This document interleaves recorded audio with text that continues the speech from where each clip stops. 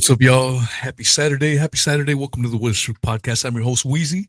This should be a rather fantastic show. I have Mr. William Ramsey joining me. Before we start, though, I want to dedicate the show to the late memory of the great Marcus Allen. Unfortunately and sadly, he passed away last Sunday. I got the message early Sunday morning. Um, and I have the privilege of doing many shows with him. And so tomorrow, I plan on doing another show with Mr. Randy Walsh to honor his memory, his legacy. Just an amazing man. And if you've been following me for a while, you guys became real acquainted with him, and he will be missed. Uh, that said, this show should be a real fun one, especially if you've been following me for a while. We've been doing a lot of Lincoln assassination. We've covered this era quite extensively, and the show for today is on the Knights of the Golden Circle. Mr. William Ramsey, before we get started, let people know a little bit about yourself and how they can find you. Yeah, I started out as an author. I published 5 books, kind of self-published them back. My first book was 2010, and then made some bunch of very cheap, low-budget documentaries, kind of on research. I was always researching. I have a history degree, and a lot of my research I just shared. Like I was really angry with the corporate media for doing a lousy job. They're still doing a lousy job, but about certain topics. So it kind of channeled my kind of creativity and research into projects. And then I worked for Ed Opperman and the Ed Opperman Report for about 3 years. That was great. I learned a lot from him. And then I got pissed at him and left because of all the riots, the left-wing riots, as I still can't understand the George Floyd situation. Anyway, so I left him, and then I kind of branched out on my own. I was kind of doing a lot of interviews for my YouTube channel, which were taken away and then returned within the last 3 months. And then COVID hit, and I couldn't work. So I started hosting, and then I started doing a podcast, and that's called William Ramsey Investigates. My earlier things were called Cult 9/11 and then Cult Investigations, and my old YouTube channel still has that title on it. But I just kind of branched out and became an investigative journalist and researching a wide variety of topics and covering everything. A lot of subjects. I really kind of focused on exposing the occult at one point, and then I just branched out, and then I started interviewing a lot of hosts and talking to people. People invited me, and then this kind of new media kind of flourished. And so now I have a podcast, William Ramsey Investigates. It's in the top 18,000 podcasts in the world, according to AI or something like that. And then I have my 5 books are available on Amazon. You can go to my website, William Ramsey Investigates, and my Patreon is kind of like it's a legacy thing, but that's kind of where I post a lot of my documentaries are there, and a lot of my stuff is posted there ad free. So that's kind of where I'm at. Yeah, you've been around for quite some time. About 15 years. 15 years. Like I did some of the early stuff with Visigoth. I don't know if you remember his name, but Yeah, he did a lot of stuff like we had talked about. He was kind of one of the Dave McGowan. You Yeah. did some shows with him. Oh, incredible shows with early people, Yeah. people involved in McMartin, Joan Vion, the Collins brothers. A lot of people are still around in the media, actually, in the alternate media. But a lot of these early kind of maybe parapolitical or alternate researchers who weren't getting any kind of play. So he's really a trailblazer, and I'm really honored to have his archives. His widow allowed me to repost a lot of his stuff. He has tons of material. I have like about 800 episodes, and I don't think they're all there. I know it's not all there, so people can check that out. They can go to Visigoth archives. His real name is Keith Hansen with an E, Hansen, but he went by Visigoth. And it's kind of confusing because he did these other shows. Like he would do series, and he would also start it out from the grassy knoll, or it was called the grassy knoll based on JFK.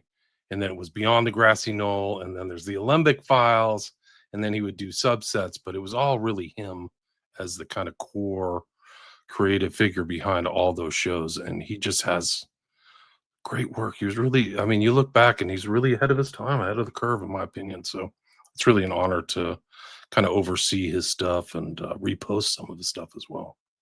Yeah, I I follow you there, so I did catch some of the Visigoth shows, and I had no idea that he had passed, about a year ago.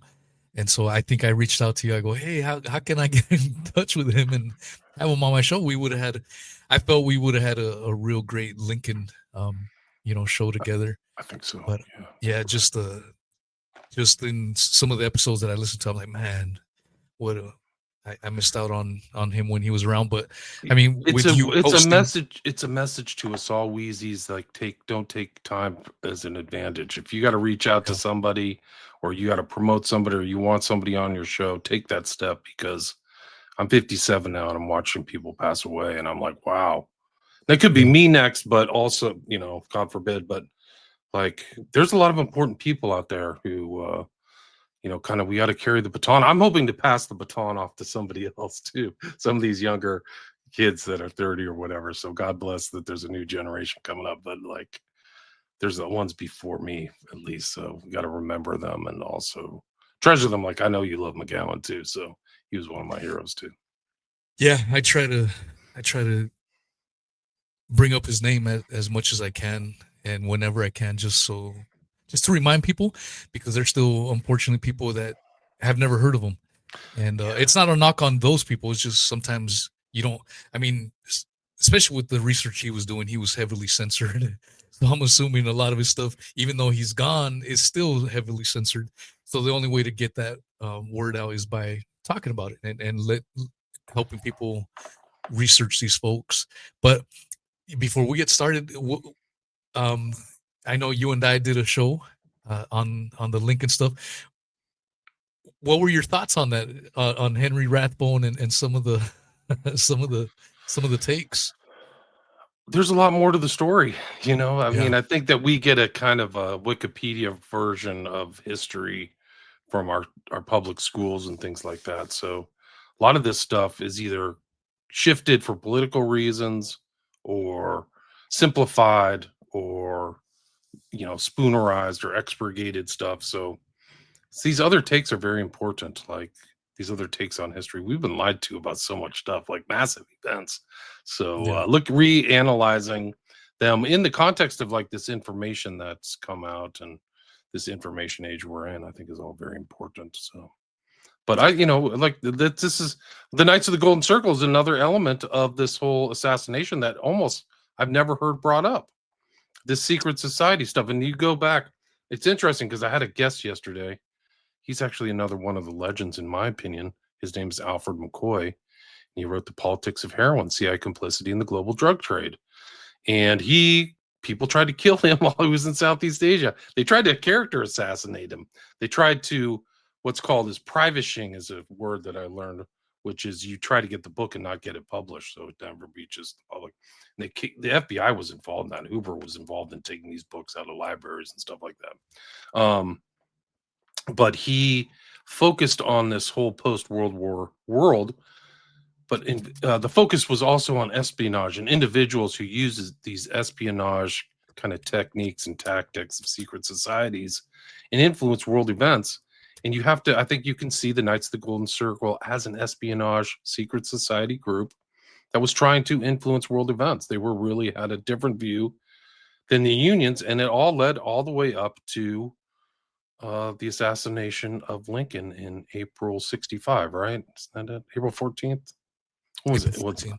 Yeah, April Yeah, 14th. April 14th. April 9th was when the Civil War officially Officially ended ended, right? with Lee surrendering at Appomattox, and then on the 14th is when he got shot. He was officially pronounced dead the next day on the 15th at 7:22 a.m. But Yeah, yeah, so it's a fascinating, yeah. that time period right there is wild. And you and I did a show. I think it was on your show actually, on the Lincoln stuff, and that's where you brought up the Knights of the Golden Circle. I had never heard of them. I you know I had no idea what they were about or who they were. And this week, in preparation for this show, I was like, man, I was blown aghast with how much I missed out by not knowing this secret society. So I suppose we could start there. Who were the Knights of the Golden Circle? Yeah, just like maybe you can pull up that that first slide there, because that's the guy who started it. His name was Binkley. George Washington BIC. Lafayette Right, Binkley. very good. Yeah. Bickley, excuse me. But he started it, like, you have to remember the time. It's like the mid 19th century. It's after the Mexican American War and the lead up to, so everybody kind of knows this rumbling and conflict is taking place leading up to the eventual shots that are fired. And this guy's coming up around it, and it's Bickley. And he was kind of, and there's all these guys, they called them, they had a name for them back in the days, but they were like rogues and adventurers, and he was kind of one of them.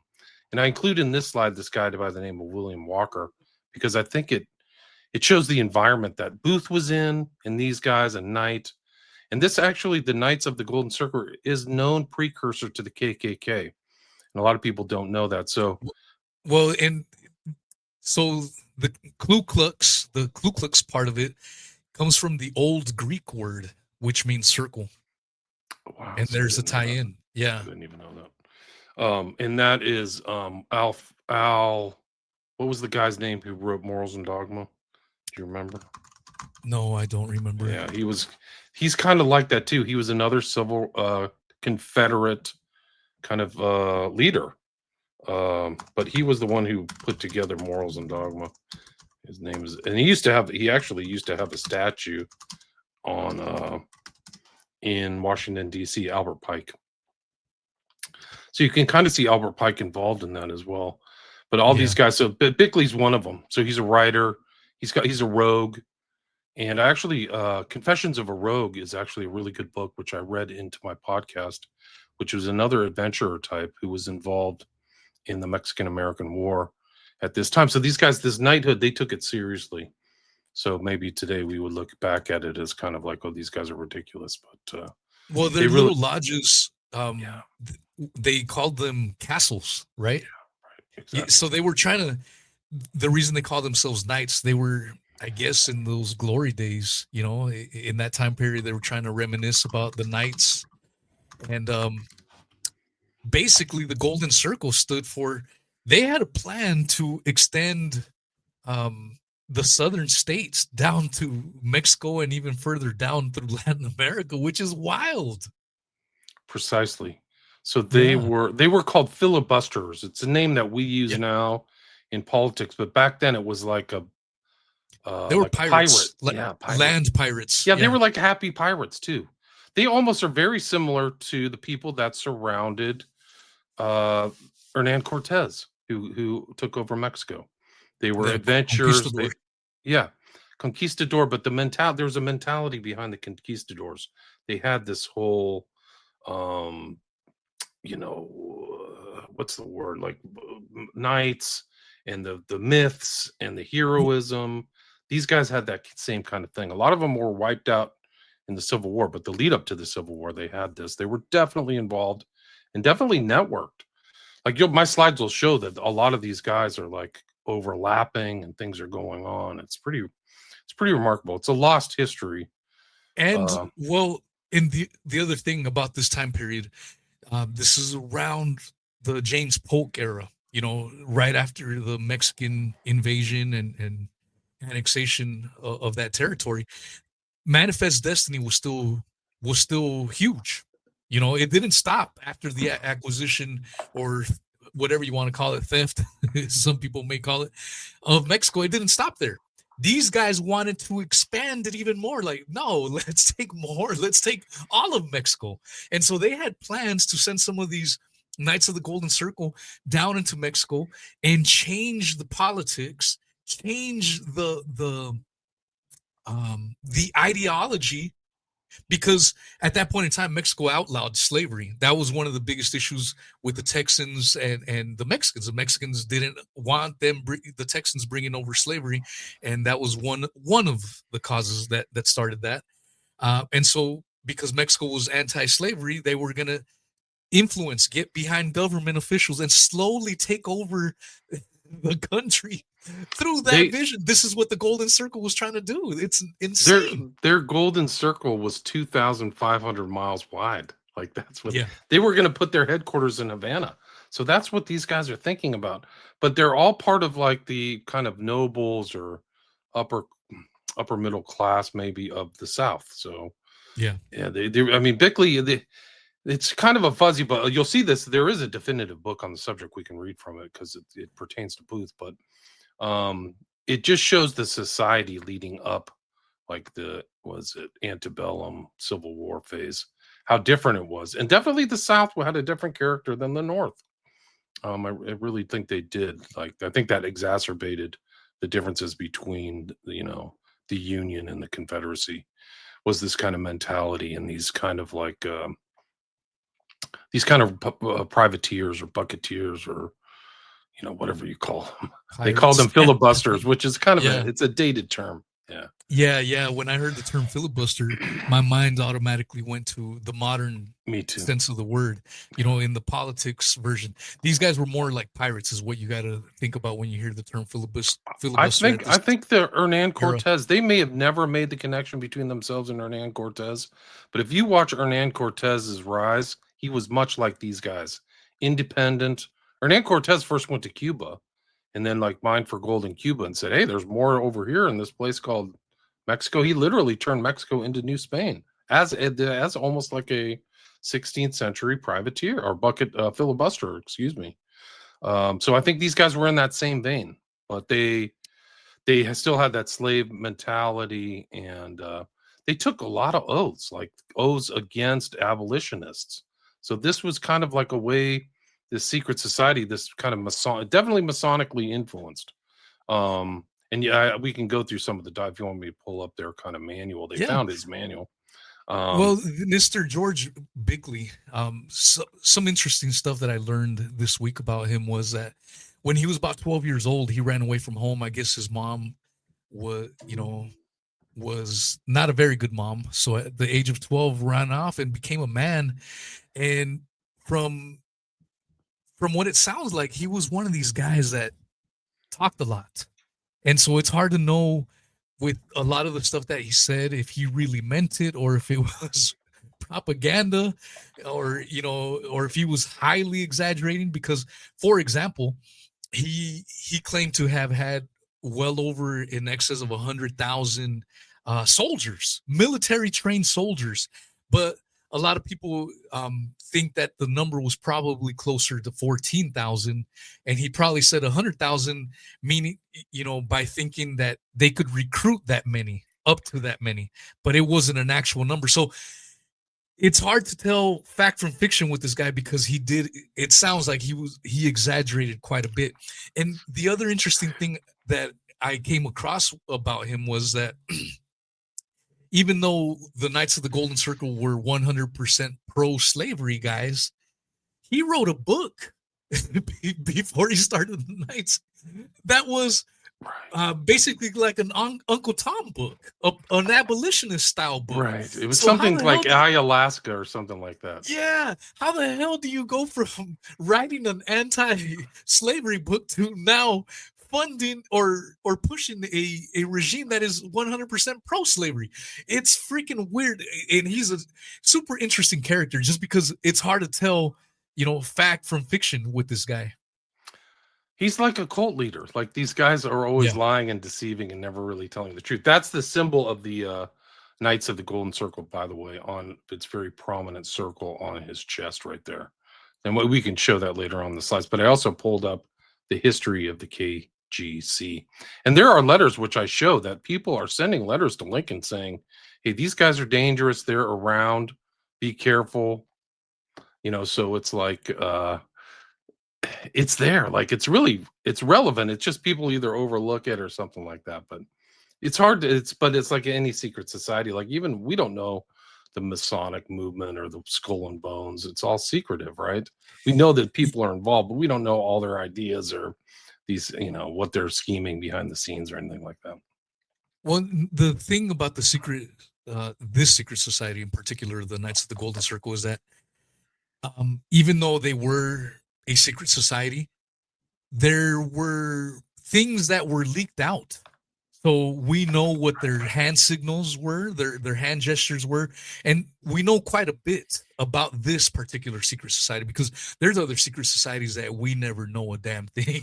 We just infer that they do or are up to these things, but we don't really have too much. But with these guys, it sounds like a lot of their stuff was leaked out, some of it on accident by former members, some of them by members that were disgruntled. Because the interesting thing is, much like today, when people think of someone being from California, they automatically assume it's a blue-haired liberal. There are many conservative folks in California, and vice versa. The state is red. It's fake. They've stolen all the elections, so it's like a total fraud. The fraud is but that the actual polity of the country of the United States is 50-50. It's not. They've just but they've just total fraud. It's total yeah, scams, kleptocrats. the So, point I'm trying to make though is that people paint these things in absolutes, when they assume things. So the point that I was just trying to make with the golden circle, for example, is that even though they were for slavery, there were people, there were members of of the of the Knights of the Golden Circle that were pro-slavery, but they were pro-union. So there was that inner strife. So even though they had that common denominator in pro-slavery, there were many of them that said, "Nah, man, I was good with that, but I do not want to break away the Union of the United States of America." And one of those guys was Sam Houston, for example. And right. so, Good point. and so, because of that, um, that issue where there were pro-union and anti-union folks that were willing to secede, and there was others that didn't want to secede. That's how we found out more about the Knights of the Golden Circle. They're like, man, I was cool with that group until they wanted to secede from the union. And so that's why they started spilling the beans. And so that's an interesting aspect that I don't think a lot of people realize. Sam Houston knew these guys. He might have been a member. Yeah, Like he was he was a member. Okay, he was a member. Yeah, I didn't know that that was he was confirmed. a member, and he disavowed the KGC. He didn't want to break away from the union, so that's what made him break away. But he was a member as well. There was a lot of stuff going on the border of these guys. There was like Jesse James, yeah, another one. supposedly, yeah.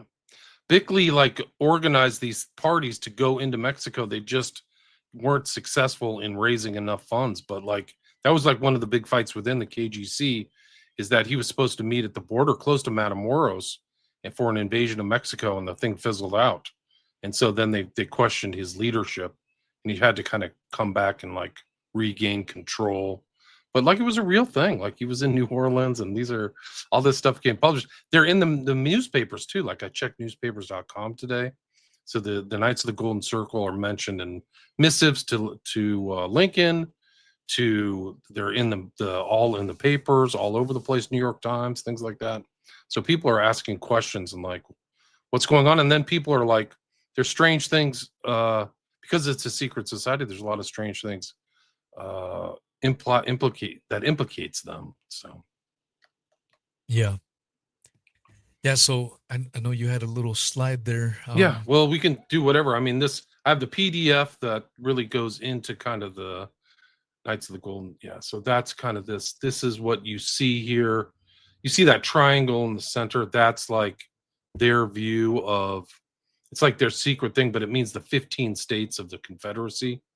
But you can't quite see it. But that's them. Like they literally had these rituals in certain places with these kind of ridiculous half circles above their head. So they had all these like all these insignias and things like that. But yeah, It almost looks like they're ready to do like a little I don't know, like a flyer for a circus or something. yeah, I think so. That's But like they go into detail, like here's it is right here. Whoa. So here he's making the hand gesture. He's got the half Yes. circle hat on. He's in a kind of a pose. Oftentimes that gesture, if you see that in the occult, somebody putting their hand across their chest, that means they've been initiated. That's a Masonic sign. And then you see that little thing on the very bottom there. That is the 753, I think, adds up to 15. So there's 15 Confederate states. And then like the dates of when their revolution, so the revolution from the Knights of the Golden Circle are 1961, which is when the Civil War set off.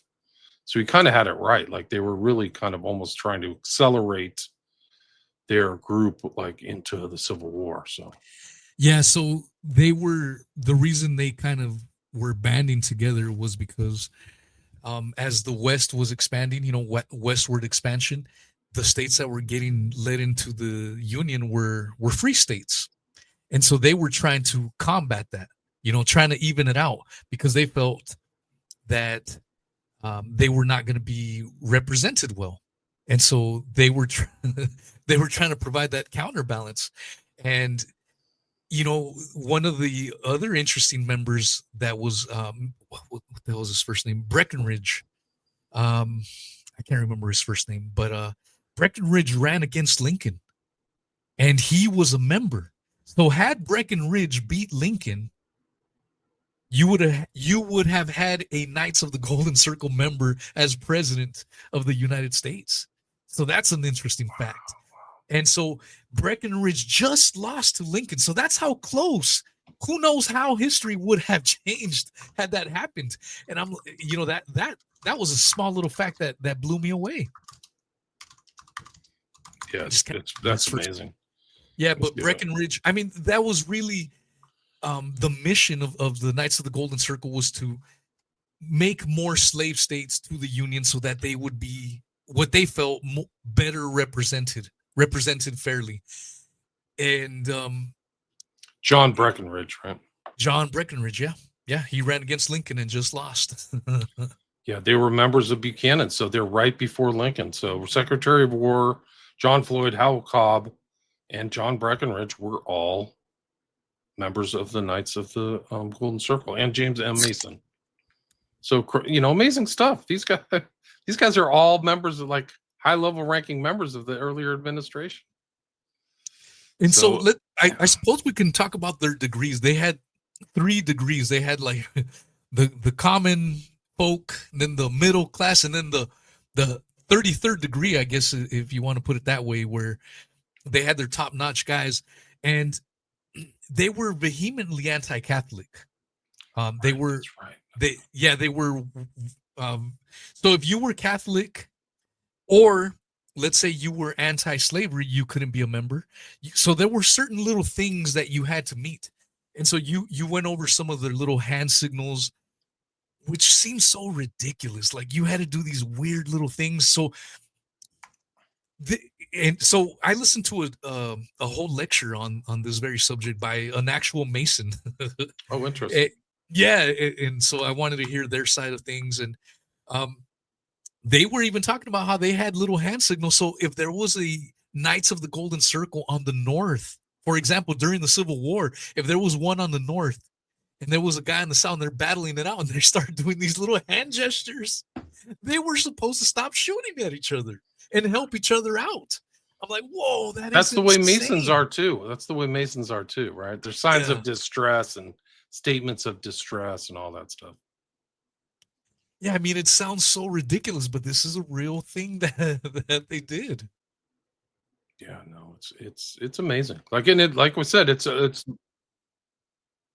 largely overlooked, I would say. Right. Did you want me to go to that next slide you had? Sure. Yeah, absolutely. Let's see. Whatever you want to cover. The Knights of the Golden Circle. Oh, this is Southern extremist group.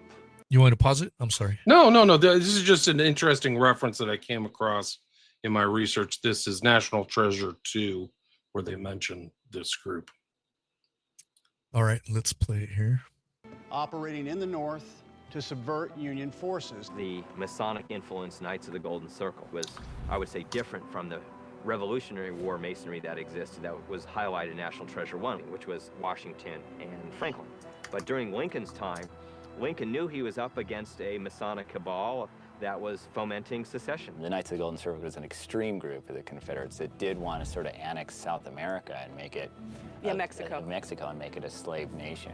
They wanted to have a giant circle, hence Knights of the Golden Circle, that extended from the center point of Havana throughout the south and the southwest of the United States, down through Mexico, Venezuela, and around, as a separate, autonomous economy that was based on slave labor. The Knights of the Golden Circle were a secretive spy, an underground organization who did not want to accept the end of the Civil War. And they were serious about this. And there were hundreds of thousands of them. The KGC were looking for ways to finance their operation, even after the end of the war. And Booth gave a tremendous amount of his own money in real life to the cause. And they needed more because they weren't done. The war has only just begun. My great-great-grandfather was trying to prevent the Knights of the Golden Circle from getting their hands on a treasure that they could use to fund a rebellion. The rebel gold that was hidden, which is the name of our book, came from a variety of sources. Almost all of it was stolen from the U.S. government, from arsenals, from Fort Knox type places that they had kept some of this stuff. And then after the war, by the KGC's field operatives, the likes of Jesse James and his gang and other gangs related to it, they would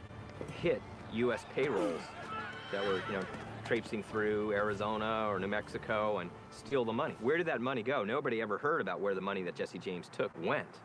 It went underground. It's known that the Confederate treasury disappeared just before the end of the Civil War. Many treasure hunters believe that it is the largest treasure in the United States. It is only a wild guess as to how much might be there, but it's been estimated into the many billions of dollars. Had Thomas not burned those pages, the KGC may have gotten their hands on that gold. Luckily for this country, the Knights of the Golden Circle did not succeed in restarting a second Civil War, but it came close to happening. Our family stopped the KGC from funding their war. We're a family of patriots. The Knights. So there it is. Whoa, that's pretty cool stuff right there. Yeah. Yeah. I think Yeah, that's I the did theme hear- of the second movie, yeah. I'm sorry, go ahead. I was just gonna say I think the theme of the second national treasure is like they're trying to find the KGC gold. Yeah, so there's quite a few people even today trying to find that because there's rumors that they hid gold here and there and everywhere. I mean, this is a super fascinating piece of hidden history, I would call it, like I said at the very beginning, I had no idea this even existed. And then when you learn about it and then learn about their ambitious goals, which very well could have come to fruition, like I said, the Breckinridge piece of the puzzle right there, that's a huge piece that just didn't happen. And actually, with Lincoln's election, that's kind of what put the plans for the Golden Circle down through Latin America on pause. Because they did have an army. Now, how big of an army did they have? Did they really have 100,000? But maybe they had 20,000 people ready to fight. And so they paused those plans, in Mexico and throughout Latin America so that they could have their soldiers ready to fight for, the South during the Civil War. And, man, it's truly, truly fascinating stuff. They're all surrounding Booth. Booth is in Baltimore. He's running around. He's in Richmond, Virginia. He's mixing with all these Southern elites, and they're all involved in this stuff. They don't have any proof of Booth, but it's hard to believe that he didn't know what was going on. It's also he does make these secret hand gestures. He's got the hidden hand inside his vest and stuff like that. Well, the thing is, once you realize that, even in the whole Lincoln assassination, there were so many Masons. Masonic involvement. Booth was a Mason, but so was Edwin Stanton on the north. You know what I mean? So there was Masons on both sides. And anti-Masons too, right? Seward's like an anti-Mason. So there's secret battles. That's the whole theme of espionage that I mentioned earlier at the intro. There's all this kind of crazy espionage back and forth. Cross the Mason-Dixon line, all kinds of stuff. Yeah, I almost forgot about that. Yeah, old Seward was part of the anti-Masonic party. The William Morgan, an actual group. Well, at this time period too, there was another party called the Know Nothings, and they were called the Know Nothings because they kept their dealings super quiet and secret. And if anyone asked them, "What are you up to? What are you voting for?" I don't know nothing. And that's how they would reply to people. It's I crazy. think that Bickley was associated with that, the Know Nothings. I think they were a precursor to the KGC or something like that. I remember reading that this morning. Yeah, the Know Nothings broke off of the Whigs. So the Whigs were a party. And I believe, if I'm not mistaken, what's his name? The guy on the $20 bill. Who is it, Jackson? I believe Andrew Jackson was a member of the Whig Party. No, the Whig Party. Okay. Yeah. And so, yeah, these are all parties that largely have gone extinct nowadays. So when you hear about them, it seems weird, but they were a big thing. The anti-Masonic party was a real thing. The Know Nothing party, a real thing. And it just gets lost in history. It's lost in history, but I think it's really important. I think understanding this group is important. Like, it's there. And really the kind of like manifest destiny and kind of expansionist mentality too, I think is really important. Gully Rat says there were large portions of the population who were KGC members in California and the Montana Territory. It's true. Interesting. So I know maybe we're jumping a little bit around, but what else were you able to find about the KGC? A lot. I mean, all these people surrounding Booth and in Baltimore was kind of a central thing. The character of the city was much different back in the kind of pre-war era. But like Michael O'Loughlin, who we know was part of it, was associated with that. Some of these early people who knew Booth, Samuel Street, and then Robert Charles Tyler, who was a commander of this KGC's Maryland Regiment, which is where Baltimore is a KGC member and associated around Booth, who went on to do this kind of like filibustering type stuff. I think he was down in Texas. Like, he's like an interesting character in and of himself. So I think, and there's a lot of there's a lot of things. The Surratt Diaries, which aren't held in great esteem, mention a lot of stuff about the KGC, but they're I think historically not fully verified, is my understanding. But it is interesting that they're in there.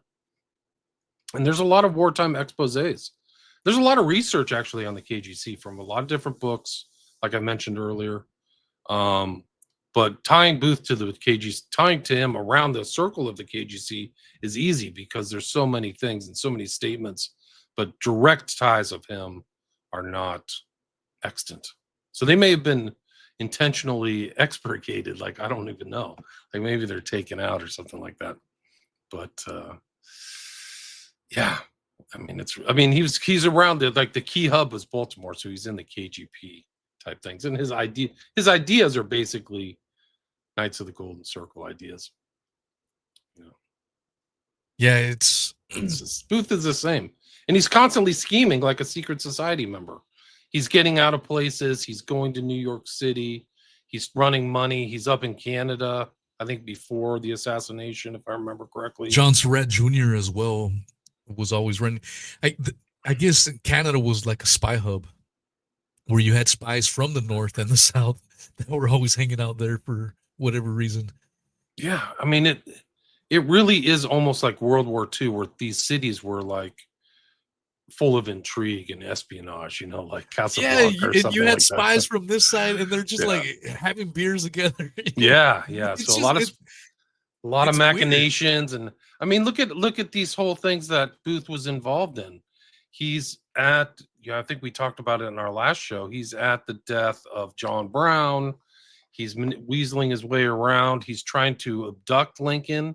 Like, they had this plan to abduct Lincoln out of Baltimore, I think, and take him to Richmond, or like these things. And then like they're changing stuff. There's all kinds of people involved, and a lot of people said, I think I don't know how many people were arrested for the assassination of Lincoln, but there's speculations that like there's 50 or 100 conspirators. Well, like huge amount of people. They arrested over 2,000 during that first week. People don't know about that. Oh, I didn't 2,000 know that. people were arrested. And then at the end, obviously they put to trials only 7. And the thing is, there was, they talked about anyone harboring or aiding anyone in connection, with the Lincoln assassination was guilty. And when we hear about the Booth escape, we know about all these people that allegedly aided him, and only Dr. Mudd was really the only one that went to, that suffered any consequences for it. But there were so many other people that were involved and helped and aided and abetted, and nothing ever happened to them. So who knows? When the assassination happened, they interviewed Bickley. They went to his jail cell. He was in jail, and he was considered a Confederate spy, though. Yeah, he was interrogated. Yeah. So. Yeah, that's what he was charged with. The founder of the Knights of the Golden Circle, which, what an interesting name, George Washington Lafayette Bickley. Bickley, yeah. Yeah, charged as a Confederate spy. This is what I mean. Like, I think it's, and maybe you and I see things a little different, but I think we have a facade that it's this way and this way, but the way I look at it, and this is how McGowan talked about it as well, is that it's all one big club. The people on the lower levels may have hard left and hard right leanings and may appear to oppose each other, but the real puppet masters, the people up top calling the shots, it's all one big club. And so this is what I think in a similar fashion was going on with the Civil War as well. It's not a new phenomenon. You had the shot callers up top from the North and the South, probably sharing some beverages, planning the next moves. Because unfortunately, these wars that end up costing lots of lives, and it's just your regular common folk that get thrown into the meat grinder while these elites are making money. Every single time. It doesn't matter if it's in the Civil War era or in today's time. Unfortunately, I agree. They kind of split off too. When the war started, one of the things that happened to the Knights of the Golden Circle is that they changed into something called the Order of American Knights, and then they actually had this guy, Colonel Henry B. Carrington, had to wrap up like their northern operations, so he arrested hundreds of people during the Civil War. So like this is an ongoing thing. So it wasn't like there was they just kind of went underground. They were constantly operating, but then there's like almost counterintelligence, military counterintelligence, trying to wrap up all these networks.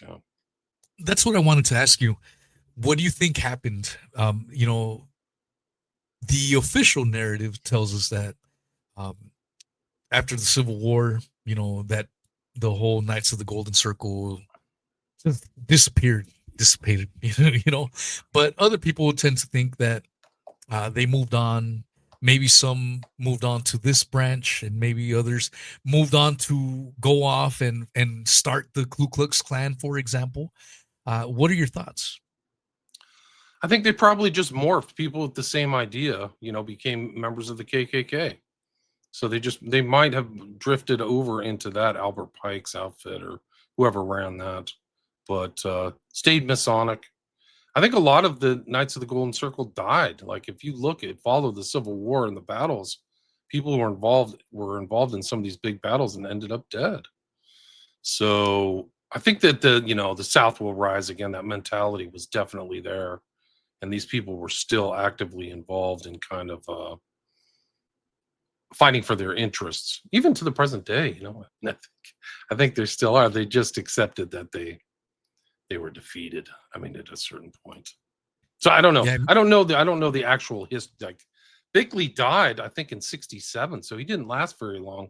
So there's no way that he could have continued to kind of promote his ideas. Like I think he died of yellow fever in jail, and I don't think like somebody didn't at least openly carry that baton. But like a lot of these Southern guys were really involved all the way up into like anti-civil rights stuff. And So I think that, maybe 80 years passed or whatever, but the racism is still there, and the classism and the Confederate mentality, I think. Yeah, a lot of the information that we have, there was an exposition of the Knights of the Golden Circle that came out in 1861, which showed the handshakes, showed their goals, their mission statement, if you will, and that's how we know quite a bit about this secret society, for example. Yeah, go back to the slides. I got some more slides. We can read some stuff about it. Which one exactly? Not this was one. it this one? Yeah, no, the other one. This one? Yeah, so that's Bickley. That's the Knight of the Golden Circle insignia. Yeah. I'll just do it. All commissioned officers shall wear the great emblem of the Legion, a Greek cross in the center of which is a star. The cross and star surrounded by a circle. The cross shall be black, the center star yellow. So these are like his rules and regs. And some people call that's a Greek star, or it almost looks like a Maltese cross. But that's kind of their thing. And when they arrested him, I think in '63, they arrested him, and he denied anything, but he actually had stuff on him. He had this like golden cross, and he also had some kind of lettering about like secret signs and signals. That's what he looked like without his beard. It's Bickley. And this is like an indication of his arrest. George W.L. Bickley, supposed to be the originator of the Order of the Knights of the Golden Circle, but he declared that while of the same name, he was only the nephew of the original, so he's lying. Was arrested a few days in New Albany, Indiana. His portfolio contains letters from parties in Memphis, Lynchburg, New York, and other points directed to General Bickley as Major General of the Order. He had a copy of the degree book of the Order of Knights of the Golden Circle, a card on which is printed an explanation of the sign scripts in the order. That's all Masonic stuff. And another card which is printed in red and blue in the Confederate flag with the letters KGC, right? Knights of the Golden Circle, but they bar the name General George Brinkley. So this is literally from the National Archives. This is the stuff that they caught him with. And it reminds me of the arrest of the guy of Adam Weishaupt and the Illuminati. The reason people found out about the Illuminati is that there was a guy, courier, who literally got hit by lightning, and they found his briefcase and it had all these Illuminati papers. And something like this happened with this. So wow. Yeah. So this what was that character that? Well, I'm sorry. I'll let you finish your slide there, and I'll ask. Well, this is it. I mean, this is the seal. It has all kinds of secrets of power, Legion. It's in something, but it has the date. I think it's 1858, and it has all these kind of like abbreviations and stuff, but that's it. I pulled that up. That's like an exposition of the Knights of the Golden. This is them. This is what they look like. Yeah. There's that triangle, the 15 Confederate states. They're wearing the hats. It's initiation type stuff. That's supposedly what Booth might have went through. That's what the allegation is. No proof of it, but and this is an article about it. Theory, practice, effect by Bickley to Booth to the death of Abraham Lincoln. And you see Booth making that Masonic hand gesture. Yeah. And this is actually from a newspaper. I mean, it's right there. You can see it. You just showed that picture of Booth doing that Masonic hand gesture. How is it any different than, when you see a lot of these celebrities covering their left eye, for example? Oh, yeah. They do know it all. what I'm saying? Yeah, they do secret. This is all Masonic stuff. The thumb on the chin. I have the secret knowledge. They point to their head. These are all like secret signs. It's wild. Yeah, nothing really changes. Nothing changes. Yeah, it's all there. Yeah. It's all the same history. This is Who just one example. Yeah. I'm sorry, go ahead. This is just one example of Bickley in the newspapers. Like disclosure, there's a book on it by Pomfrey, like going into how the order is practiced. This is another article that I found about. This is all just heavy duty Knights of the Golden Circle in Congress. So it's like there's congressional stuff going on. Like people know these guys are around. Absolutely no question about it. Then this is an interesting letter. God knows, I don't know if Abraham Lincoln read this, but basically this is from a guy named Bethel in 1861 to Abraham Lincoln. He says, allow me to suggest, Your Excellency, the propriety of using a portion of the Secret Service money placed at your disposal to discover the parties connected with the secret society called the Knights of the Golden Circle. There are strong suspicions of their existence in this city. I'm informed by William Mann, Esquire, District Attorney of the city, entertains the like opinions with myself as to the existence of such a combination among us. That's the word they used for, like, back in the 90s for, like, secret societies or machinations. They like this term combination, which has kind of fallen out of favor. Being personally unknown to you, I beg leave to refer to the Honorable Simon Cameron, Secretary of War, for my character and personal antecedents, Robert Bethel. So I think that's interesting. This is literally, I found this in the National Archives. That's the real letter to Lincoln. So it reminds me of, like, there was a letter to George Washington about the Illuminati too. And George Washington wrote back and said, I have no doubt. I totally believe that this is real, like he didn't even deny it. This is another letter. Let's see, this is the written part, but this is the translation. Community following facts. This is to Lincoln, 1863. I'm sure you excuse me thus intruding upon your time when I say I do at the request of others.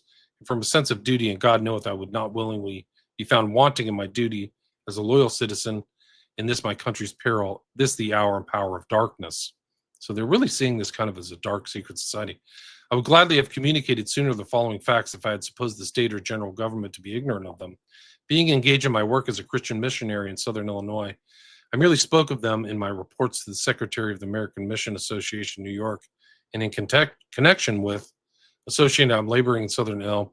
The facts I'm about to relate occurred in Williamson County, and I'm sorry to say they are common to other counties in Southern Illinois in the same or less degree.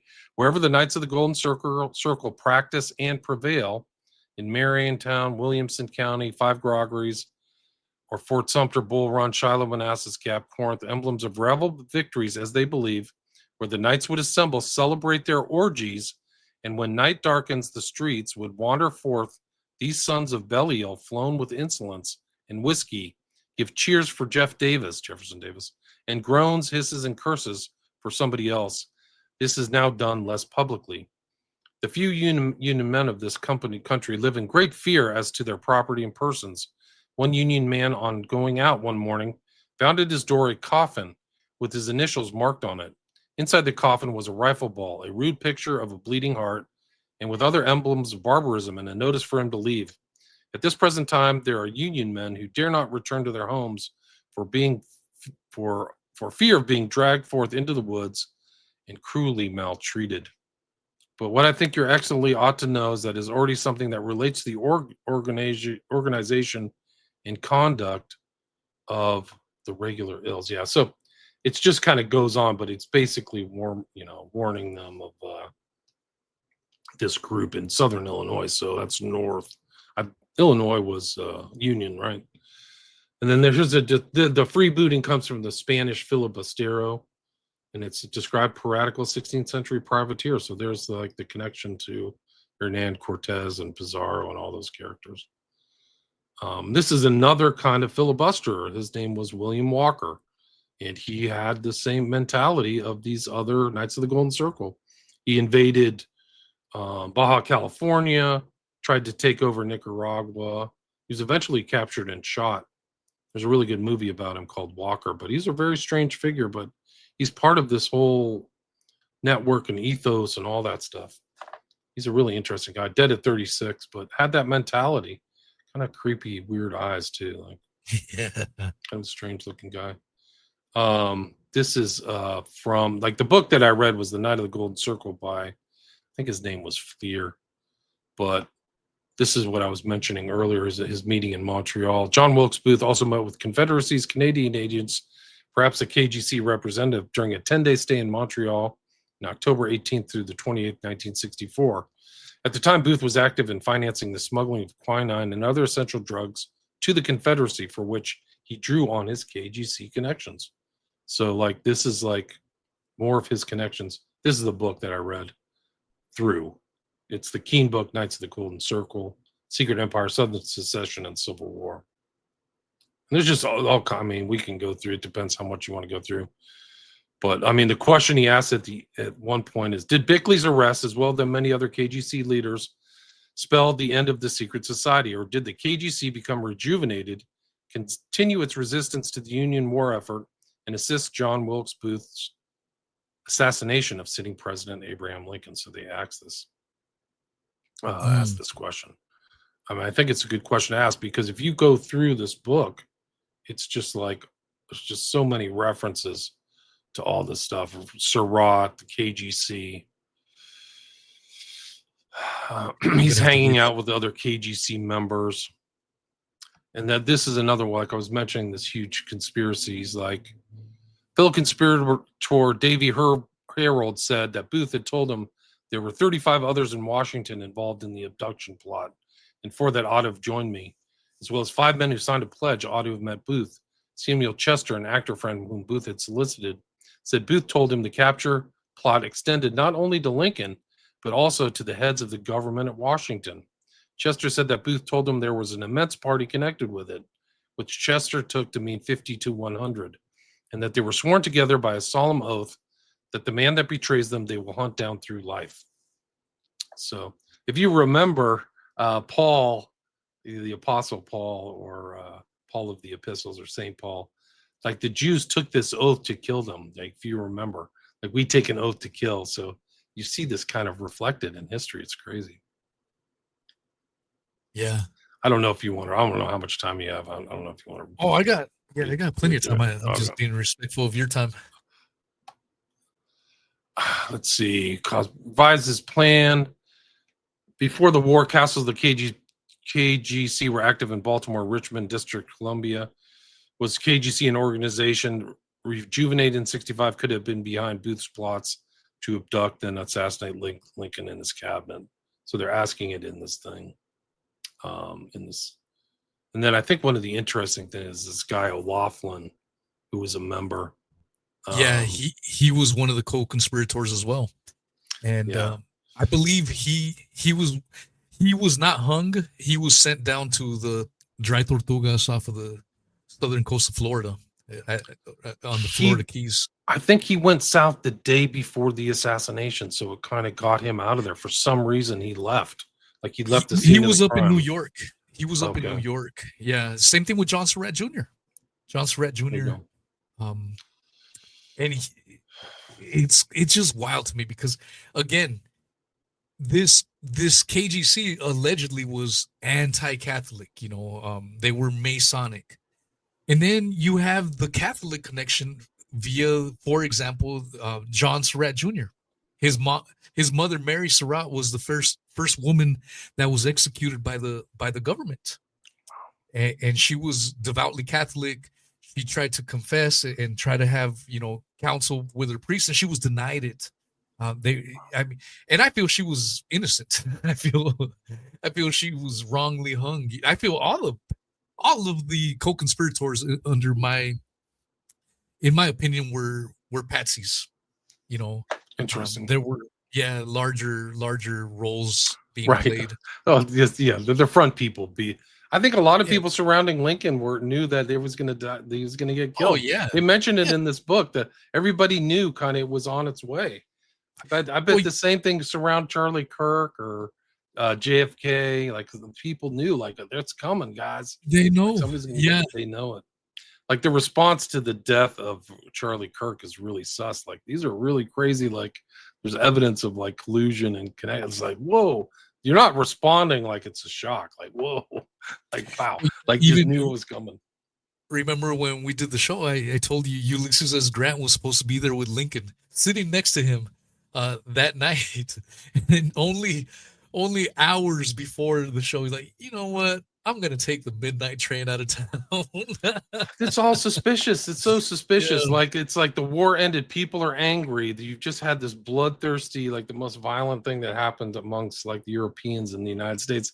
And then like the bodyguard just has to go to have a beer or whatever. This doesn't make any sense. Listen to this. But this is interesting because Michael O'Loughlin's around Booth. As indicated, Michael O'Loughlin confessed to having belonged to the KGC, and his older brother William was also identified as having been a KGC member before the war. William O'Loughlin, described as a large, rough-looking man with sandy whiskers, was seen in Washington a few weeks before the assassination looking for letters at the boarding house that Michael had recently vacated. Samuel Street, former Confederate soldier, now served as a sergeant in the Union Army outside Washington, stated he had joined the KGC with William O'Loughlin during the late 1850s. Street knew Wilkes Booth from their old Exeter Street neighborhood and had been a college mate of the future actor. In the weeks prior to the assassination, Street obtained 4 passes to go to Washington on frivolous pretexts, running into Booth and O'Loughlin several times. So Booth is right there in the midst of KGC people. This isn't some kind of vague thing. These are like right there at the assassination. We don't have evidence that he's in it. We do have evidence that his ideas are almost a carbon copy of the KGC, in my opinion. On the night of the assassination, he allegedly passed suspicious characters through the Union lines and spoke of something going to happen that night. Could Street have been one of the men in federal uniform that Thomas Jones said would escort the conspirators out of Washington? See, the big plan. The fact that other conspirators did not, like O'Loughlin, admit to belonging to the KGC does not mean they did not. As indicated, the KGC's higher degrees prohibited members from telling outsiders about involvement upon the threat of pain or death. That's very Masonic. Like, you make statements like, I'll get my throat slit if I tell anybody I'm involved. Samuel Arnold later denied being a member of the KGC, but he admitted that Booth had administered an oath of secrecy to him and other conspirators. So, like, they made these secret oaths. I got to find that quote of, like, the secret oath to kill Paul, because it's very creepy similarities. Arnold had 3 brothers who would have been KGC members like Sam. They had grown up in Booth's old Baltimore neighborhood and joined the Confederate Army. Co-conspirator Edmund Spangler, a long-standing Booth devotee who shared his pro-South sentiments, also lived at the old Exeter Street neighborhood where Baltimore Castle of the KGC. So this castle is, like you said earlier, it's like their lodge, or like their cell, like almost like a secret cell, like a communist cell or something like that. So I'm sorry, Mr. Ramsey, where are you getting this information? This is from awesome. The book, The Knights of the Golden Circle by Fear. I'm directly reading from the book. I'm definitely going to get this book for sure. Hell yeah. It's this one. This is the cover of it. Beautiful. I mentioned it earlier, so there it is again. David Keene, K-E-E-H-N. Knights of the Golden Circle, Secret Empire, Southern Secession, and Civil War. Awesome. Yeah, I'm definitely, that's on my list. Oh, yeah. So this is like, these aren't even arguable facts. This isn't conspiracy. This isn't theorizing at all. This is just like, this is literally what happened. With respect to, this is page 181, with respect to KGC involvement by Booth's theater friend, Samuel Chester said that in addition to Booth, several members of the Richmond Acting Company joined the secret organization 1858 or 1859. That tracks right with Bickley. Chester specifically mentioned Lewis Carland, who in 1865 was the wardrobe man at Ford's Theater. So you have these guys on site. The KGC's on site. This is how they do these operations. It's like all these operations are going back to Ford, even to the present day. It's because these people are involved in secret society Masons. They made secret oils. They've done something. TPUSA, baby. Yeah, Vallely's in there, baby. All that stuff. Man. Like they started covering it. Candace and this other people who were like investigating, like they finally keyed into it. Like Dana kind of figured it out, but like Dana Duda, but like, they finally came around and said, maybe this is important. I'm like, it's the key, baby. Yeah. It's the key. Well, Dana's also a hardcore David McGowanite, if you want to call it. So we both come from that same school of thought of the late great David McGowan. That's his legacy right there. You know, Dana and myself, we're trying to carry that torch. And she's doing a fantastic job. She sure is, for sure. Chester, let's see, Carland, the wardrobe man. Carland was there on the night of Lincoln's assassination and had later admitted to having talked with Booth only an hour before. So Booth is in direct contact with the KGC member an hour before the assassination. After the assassination, Carland reportedly hid in his house for 3 days out of fear of being apprehended. Sign of guilt. Like, I'm not saying he's guilty, but like, these are tells. Like, usually just come out and say, I had nothing to do with it, baby. You can interrogate me all day, right? A few weeks before, Carland stirred up some damn Yankee officers by expressing pro-South sentiments and saying he wished the damn Yankees were all killed. He had earlier met with Booth along with a group of men at the Waverly House that included Tom Burns of Baltimore, Maryland, possibly KGC head James Burns. This is all in this book, guys. You can just read it. Yeah, At the time of definitely. this is 182. The end of the book is really interesting. This is what I'm reading from. Around the time of the assassination, there were a number of knights in Northern Virginia who likely intending to be involved in aiding Booth's escape. So the knights are involved in his escape too, not just involved in the car. The literal guy wardrobe man is a KGC member talking with Booth. It's incredible. Like most of this stuff is not covered in other histories. It's not even seen as important. It just seems that Booth is all by himself or whatever, and that some of the other things are like ancillary. But it shows this huge social movement against Lincoln.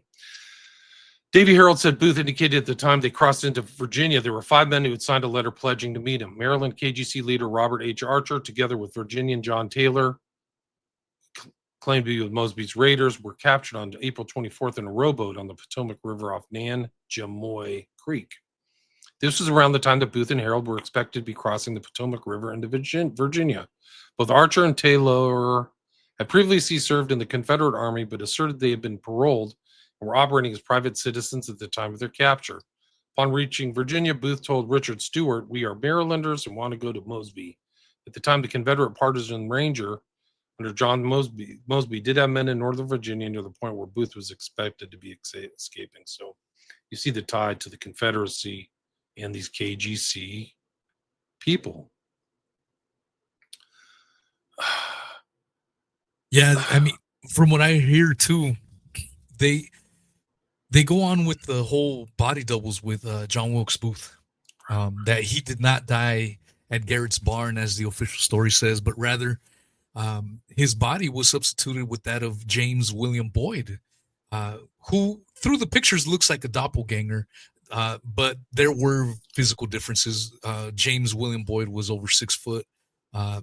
Wilkes Booth was about 5'7", and James Boyd was a redhead. John Wilkes Booth had black hair, darker hair, and so, but they both had initials JWB. So you had John Wilkes Booth, JWB. They both had the tattoos on their hands. What makes the theory that Wilkes Booth got away alive is that his sister, Asia Booth, never specified which hand John Wilkes Booth had the tattoo on, whether it was the left hand or the right hand. That would have settled the dispute once and for all. But because James Boyd had the tattoos on his hand and John Wilkes Booth had the tattoos on the hand, that lends more to that mystery that he did in fact get away. And he probably, I do believe it's more likely that he did get away. And if he got away, he certainly had to have help by members of the KGC. 100%. The fingerprints are all there. That's what they're saying, yeah. And they've made oaths of secrecy, so they're going to keep their mouth shut, or else somebody's going to get them. So there's no doubt that a number of the conspirators and allies who assisted Booth had ties to the KGC during its 1859-61 heyday. It remains unknown whether the KGC castles around Washington City remained active during the Civil War and whether the KGC was involved in the assassination on an organizational basis. So, I mean, they're there. All these, this is Robert Charles Tyler. He's a KGC regimental commander in Baltimore. And then he rose to brigadier general. These are other kind of high-level ranking members of the KGC. Elkanah Brackenrear. We talked about it at the very beginning, but maybe it didn't sink in for people that are just learning about this. These guys had their own military. You know, their soldiers would train. It's not like, you know, some other armies where you just grab a ragtag band of guys, you know, that don't even know how to use their own weapons. No, these guys had formal military training. They had an army at their beck and call. So they had to do something, and this is why they had these, some people would probably consider it ambitious aspirations to go down to Mexico and conquer it. They were going to do regime change, you know, in order to counterbalance the abolitionist states. Super, super interesting stuff. Can you bring that picture up of O'Laughlin? Yeah, that's O'Laughlin. Yeah, that's O'Laughlin right there. He's got those handcuffs. He later died, so he didn't get he was not hung. with the other co-conspirators, but he was sent down south to the, right there on the Florida Keys in the Dry Tortugas, and he, I guess there was some yellow fever breakout or something, and he died. He died off of that. So, um, again, I also I view all these guys as patsies, in my opinion. Yeah, I think I forgot the facts of this. He was in the military tribunal with Mary Surratt, Powell, Atzerodt, Harold, Arnold, Spangler, and Mudd, and they couldn't prove it. Not proven. There's no doubt. He was a willing conspirator through late March. He was found guilty and sent to life in prison. Then he died in, like you said, Dry Tortugas, Fort Jefferson, of yellow fever, at age 27, at 67 too. So another guy died young. Yeah, they were all pretty young. And then you had Lewis Payne Powell, the guy that allegedly attacked William Seward. He was only a 19-year-old kid. God, it's in the middle of nowhere. Do you know where Fort Jefferson is? Yeah, I've been there. I went to that prison because I live in Florida. Okay. And I've been down to the Florida Keys. To go to the Dry Tortugas, though, that's not at the Fort Jefferson. It's still a ways out from there. That you have to get there. You can only get there on boat. But the actual prison there at Fort Jefferson, you can visit. It's it's in the middle of nowhere. Yeah, and it's literally like 10 miles. There's nothing around it for 10 miles. It's like Alcatraz or something. Yeah, for sure. But Samuel Mudd was down there as well, and he was one of the guys that allegedly treated John Wilkes Booth during the getaway. And the interesting thing about him was he said that John Wilkes Booth didn't have a very serious leg injury. So you have that enduring mystery where most people think, the mainstream consensus, and not by a huge consensus either, just most people, when they say John Wilkes Booth broke his leg, they say it's when he jumped down from the stage. But then other people say he probably broke his leg during the escape where his horse rolled over. That to me seems more reasonable, more realistic. And then you had Samuel Mudd, who treated him, and he says it wasn't that bad of a leg injury. But Samuel Mudd was sent down there, and apparently they had a yellow fever outbreak down there, and Samuel Mudd treated, and because allegedly because of his treatment of the staff and the soldiers there, they didn't lose too many people, and so they commuted. Johnson later commuted his sentence, and some of Samuel Mudd's descendants from, in today's term, work for CNN. Wow. Isn't that wild how these connections endure, throughout the ages? This is the quote. This is Acts 23, and it says, it was this day certain of the Jews banded together and bound themselves under a curse, saying they would not either eat or drink until they had killed Paul. And they were more than 40 which had made this conspiracy. Whoa. And they came out to the chief priests and elders and said, we have bound ourselves under a great curse, that we will eat nothing until we have slain Paul. Now therefore ye with the council signify to the chief captain that he bring him down to you tomorrow. And though ye would inquire something more perfectly concerning him, or we, ever he come, are ready to kill him. So this is like secret oaths from the New Testament. Well, yeah, I mean, there's so many parallels to a lot of these things. I mean, even, with the Lincoln assassination, the comparisons to the Julius Caesar assassination. So Julius Caesar, one of the conspirators that allegedly stabbed Caesar, one of the 22, was Junius Brutus. What did he say? In Shakespeare's play, anyways, he says, "Et tu, Brutus?" Like that. Right. You too, Brutus. And what was John Wilkes Booth's dad's name? Brutus, right? Wasn't it Junius Brutus? Brutus, that's right. Junius Brutus, the same damn name. Right. And the reason the senators assassinated Caesar was because they thought he was becoming a tyrant. They thought he was, he was becoming a king, and they were trying to get away from that. That's how they justified it.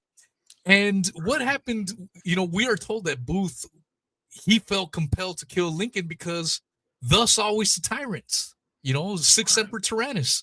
So it's I don't think that was an uncommon perception that from the South's perspective that Lincoln was kind of like an imperial tyrant.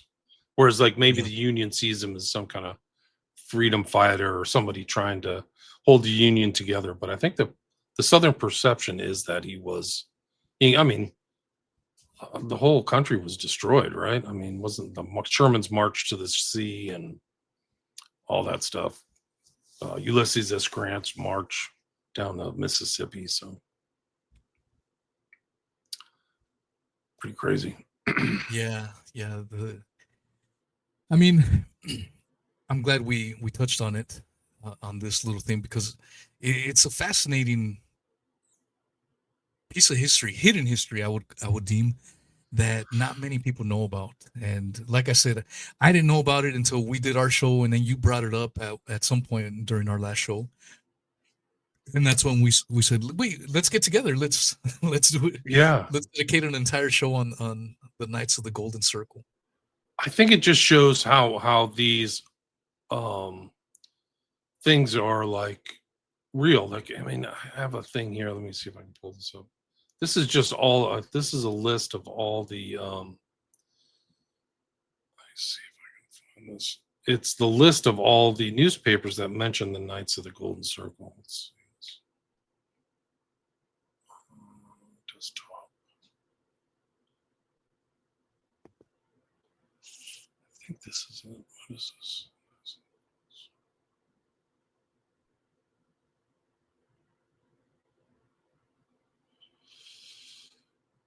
I mean, with this, we can read through it, but it's just like they're just like all kinds of. There's Bickley's. Yeah, that's it. There's like Bickley talking about stuff in Texas, giving these speeches. Like it's Knights of the Golden Circle constitute a powerful military organization as a nucleus around which to hang such political considerations as will, if managed, lead to the disenthrallment of the Cotton States from the oppressive majority of the manufacturing commercial interests of the North.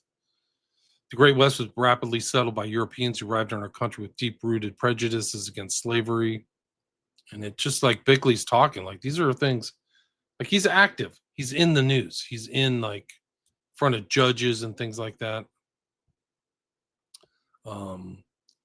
Alamo Express, Navarro Express, to newspapers and periodicals that don't exist now. But this is a really interesting document because it just shows that it's an organized group. Like there's an address to the Knights of the Golden Circle in Texas. Your brother knights, believing that a word of advice and admonition is called for and may be beneficial to many of our brethren in the present hour of doubt as to the future, I thus address you through the public press. Since the commencement of our organization in Texas, events have rapidly transpired which prove the truth of our principles and the necessity of our existence. So, the obligation which they owe to the order of the knighthood in which we claim to be brethren. So, they're like literally sending out kind of missives like, hey, we're organized. So. Yeah, Bickley did have a number of public letters like that. He would even give speeches claiming the Knights would work with the utmost vigor for Southern causes and obviously later for secession. But their mission was to strongly defend the South. And yeah, like I said at the very beginning, part of that mission was to extend Southern states down through Latin America. How that would have worked, I have no idea. But, I touched on it earlier. Remember how I said that there were KGC members that shared in the mission, that they were pro-slavery, but they were for the Union. So they had that division amongst themselves. And so when people think of Mexico, especially during this time period, most people tend to think it as very, very largely Catholic. So they were going to send they were going to proselytize Catholic people in Mexico and turn them into Protestants, so they could recruit them into their KGC movement to further push their agenda. And they had plans for all that stuff.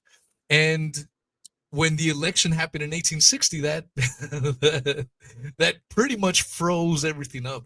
But imagine, I mean, this is why I feel it's an important part of history, because had something changed, had Breckinridge beat out Lincoln, history today would probably look very, very different. It sure would. It really would. Really would have. Little thing, one little change, and everything is vastly different. That's how I don't know. It's fascinating for me. It's incredible history. Like, there was so much on the edge, but the way it played out, I think there still would have been some form of conflict, even if Breckinridge came into power. Like, there was just too many tensions between the North and South. It may have played out, who knows, like, how it would have played out differently. But I think that, the way it played out was fascinating. This kind of secret societies and all these schemes and scams. Like, they were scheming against Lincoln from the get-go, like from the very beginning. So, you don't know how these secret societies got in and made decisions either. You don't know how they influence stuff and their successes, because it's all secret, just like Masonry. Like, that's the whole thing about Masonries or Skull and Bones or whatever other secret societies, is that they make decisions. You just never know the outcome. You never know the machinations that are behind the scenes, the combinations, if you will, that led to these outcomes. Yeah, that's one of those things that really was an eye-opener for me when I went to DC last year. I think in April, I was down there, and to see the Masonic influence everywhere. You go to DC, everything is heavily Masonic influence. George Washington is highly celebrated by the Masons. That's one of their more famous members. And I suppose we can, as far as some of the more famous KGC members, we mentioned a few, like Sam Houston, Jesse James, and John Wilkes Booth. Allegedly. I don't think there's any proof, but he's surrounded by them. The fact that he meets the guy at Ford's Theater who is taking the coat, man, as a KGC member, is just like incredible. Like, they probably made secret signs to each other, like, hey, Dupe, I'm going in. And he's like, all right, go. That's like somebody hands off the gun or something. You just don't know. You don't know how it all came, but they wanted him dead. They certainly wanted Lincoln dead. There's no doubt about it. Definitely. I think I'm done.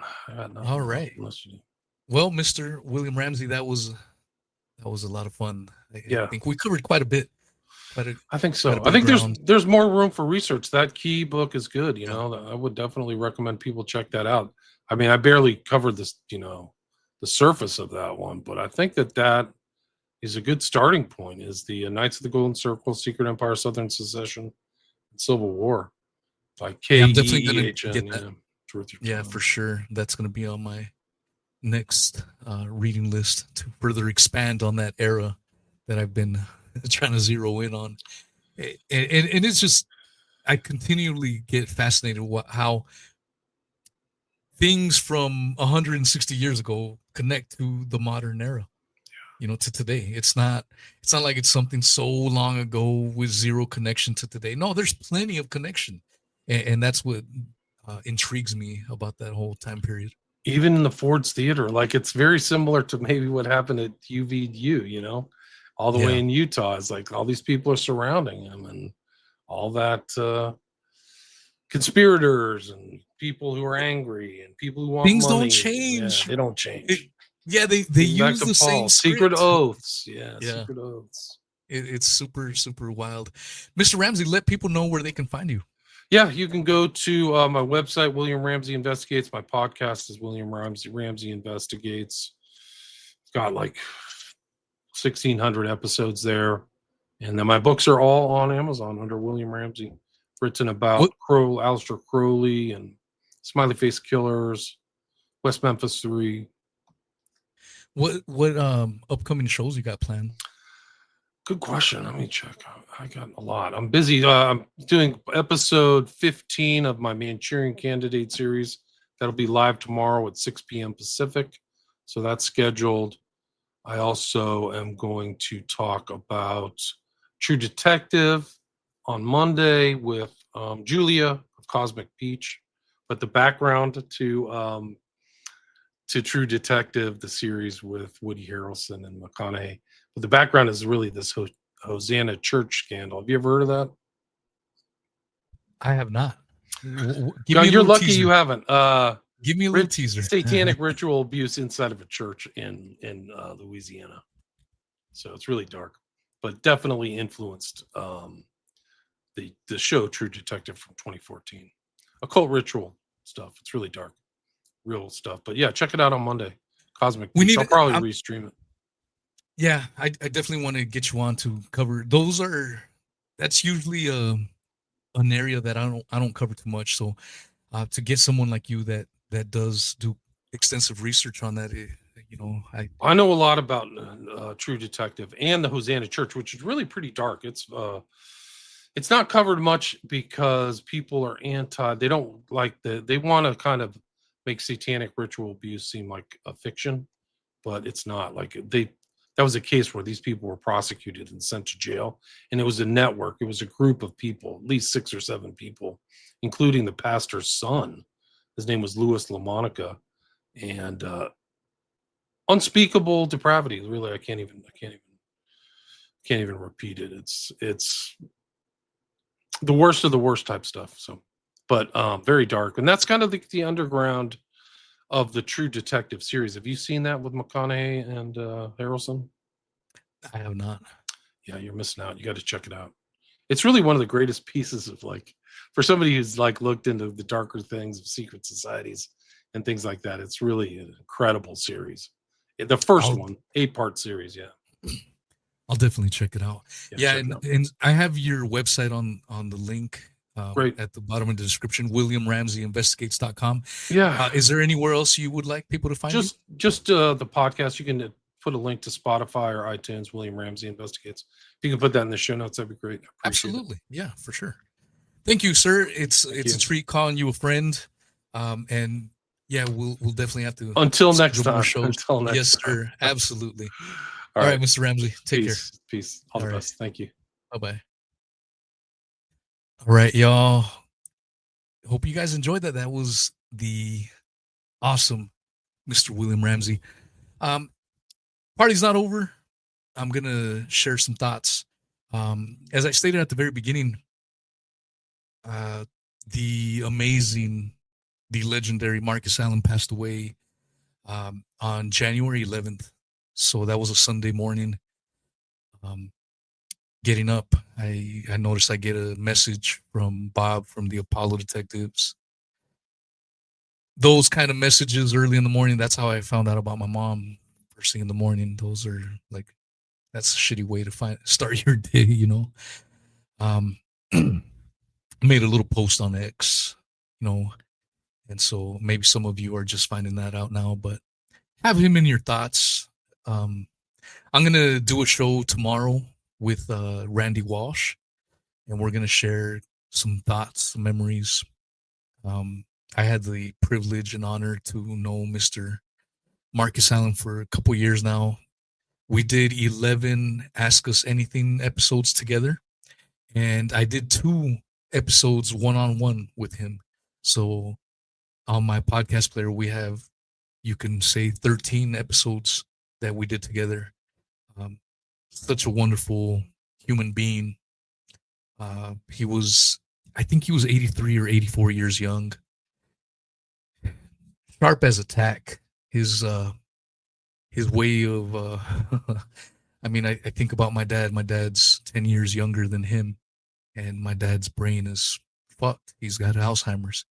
And Mr. Marcus Allen was sharp as a tack, was still debating people. And he was cute. The last show that we did, Yeah, poor guy was sleeping, so we ended the show a little earlier. And as soon as he woke up, he started giving shout outs to people. What a cute guy. Yeah, he's gonna be greatly missed. He was a treasure, a gem, and I'm super honored that I he called me. He treated me great. You guys don't know, but whenever we would do these shows, he would hang on. Like I would put the outro music, and he would still be chilling, and then he would talk for like 30 minutes with me, 40 minutes, like, "Hey, Weezy," like, and I I got the feeling that he genuinely cared about me. Such a sweet old man, and I hope he's resting in peace. And we got to keep his memory alive. A sweet individual, and we're gonna do a show on it a little bit more tomorrow. Just wanted to give that little heads up. I'm gonna put the StreamYard if anyone wants to call in and join me. I want to hear your thoughts. If you are someone that listens to my show and you talk shit all the time, I want to hear from you. Okay. The StreamYard is now pinned up there. I don't know why they put. Yeah. Well, anyways, I pinned it on Rumble. So if you are on Odyssey and you want to jump in, go to the Rumble channel. And StreamYard is there. Last episode that I did was on the ICE raids and the shooting of Rachel Good, I believe, or Nicole Good. I can't remember her name. I'm starting to lean that the whole thing was a psyop, and it served its purpose. Pissed off people on the left, pissed off people on the right. After last week's episode, I lost quite a few followers and subscribers. People went into Spotify, gave me 1 stars. Boom. My the score on Spotify was slowly climbing up, and it fucking dropped down a little bit. People were pissed. Same thing on Apple. So to combat that, if you haven't rated the show and you enjoy this, please go to Spotify and hit those 5 stars, please. Same thing on Apple. I guess I shouldn't care, but it's just funny, man. It got me thinking how easily people get triggered with people just simply giving their thoughts and opinions on things. And I don't know. It got me thinking through this week as I worked. And I felt like I needed to say this, that I need to tell people what the show's about. We're getting a lot of new listeners lately. And so when I hear someone talk shit and it's a new account that I've never seen, it's a new name that I've never seen, I have to assume it's a new listener. And they just come in here and be like, "Hey, man, I kind of like your show, but you got to do this. You got to change this for me. You got to change that. You got to change that about you for my pleasure. Even though I just listened to this, the second episode that I'm listening, you got to change for me." It's super arrogant, man. And I don't think people have that awareness. They lack self-awareness. If it comes from some people, like I just seen Karen Carpenter, Ronnie Omelets. If y'all say something, I see you guys all the time in the live chats on Spotify. There's a few of you that comment regularly on all these platforms. There's people that I see week in and week out. If y'all say something, I'm going to listen. But if it's someone that just pops in and starts talking mad shit, I'm trying to have patience with these people, but it's annoying as hell. And so I felt compelled. I pinned the wrong link. No, I don't think I pinned the wrong link because Greg is here. Greg is in the live chat. Let me post it again. Someone, Sweets, I may have to make you into a mod. You're always on top of things and on top of the show. So let's see, pin this message. All right. I did a new pin StreamYard. Greg, you're in the back. Let me just finish what I'm about to say. I'll get you in here. It got me thinking. It got me musing. What is my show for? Who is it for? It's for anyone that has an open mind. That's the caveat. You have an open mind. I'm not asking you to agree with every single goddamn thing I say. I will never ask you for that. I encourage disagreement. This is why I put up the StreamYard right now. If you've listened to some of my shows, you disagree with me, whatever the subject it may be, I don't care. Call in, let's talk about it. So many people will bitch in the comments. You know, another guy left me a comment like, Weezy, I like your show, but you are wasting my time because you still believe in the globe Earth. I mean, how do you respond? Another guy, his name was Who Cares?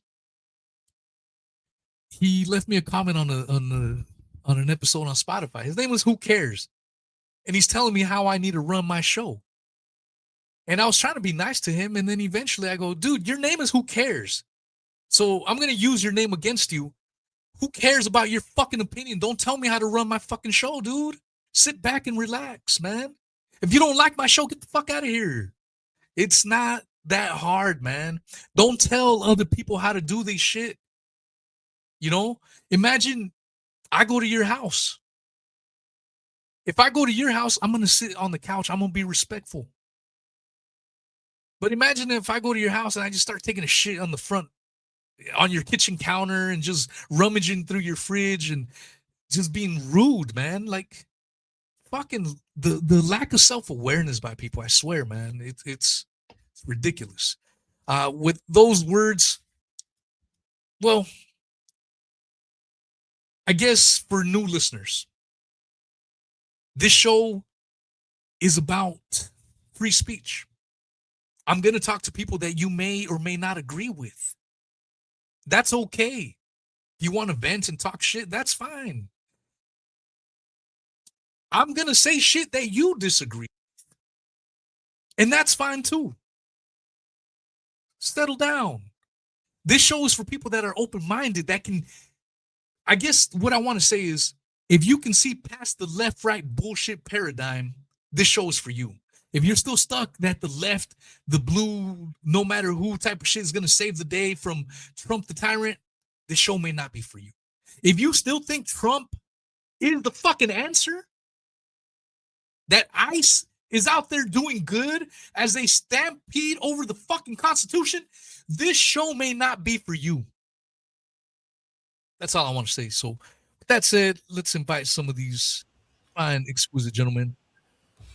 Worry, what's up, Denver? What's up, gentlemen? Hey, I was just trying to pop in real quick to tell you you pinned the wrong link, but you figured it out. But man, maybe I'm a little bit more sensitive to it right now, but this fucking bootlicking for ICE is fucking disgusting to me. Nah. And I've been listening to the audiobook of Larkin Rose's The Most Dangerous Superstition recently, and just like fucking like clipping that shit and posting on social media because it's fucking ridiculous. Like I don't even know what to say to people sometimes. Like I don't even want to argue with fucking stupid anymore. Yeah. It's like it's hard to argue what comes first, the government seeding of it and acting out of these things to where people like eventually like glob onto it, like a received opinion and act it out themselves. Or if it's just like totally organic. No, I think it's what's his name? I don't want to use his government name. Fucking Slappy Nuts PhD in the chats. Have you guys ever seen him? Lives in Minnesota. Said some of these ICE agents got shit thrown at them and got fucked up and abandoned their cars with mountains of paperwork in it. And their mission statement is to collect DNA samples. Oh wow! From people they're rounding up too. Might as well just have a lab coat and a fucking jab. But these dipshits are fucking cheering it on. Yeah, and they're taking pictures of everybody that I've seen where there's like some kind of back and forth. They're like, all right, stand right there. Let me get a picture of you. Stand still for me. You know, this is the thing though. Like last week, I didn't think I said too much, anything really controversial, but I must have got under some motherfucking people's skins. some people were pissed off, leaving comments. I even put a little poll on my Spotify. People were like, I side with ICE. And that's why before I brought you guys in, I brought that caveat. I go, look, if you still are on this side, I don't give a fuck what side. If you still are all in on whatever the fuck side, this show is not for you. Because